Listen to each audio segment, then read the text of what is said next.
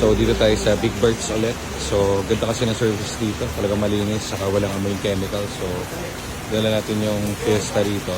Itong Fiesta na blue. Yeah.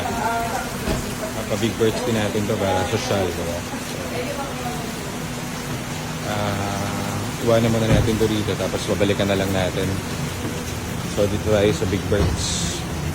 Hirap kumuha ng schedule dito kaya kailangan continuous yung pagpapalinis mo dito na unit.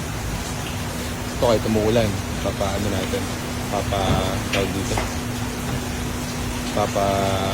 detail pa rin natin. Malinis naman siya kaso lang, mas maganda pa to kapag dinetail. Ito kasi wala naman tayong pinuhunanan lang natin to pero wala naman tayong pinagawa kasi wala naman tong kahit anong issue. So, yan, para luminis pa yung loob. Diba?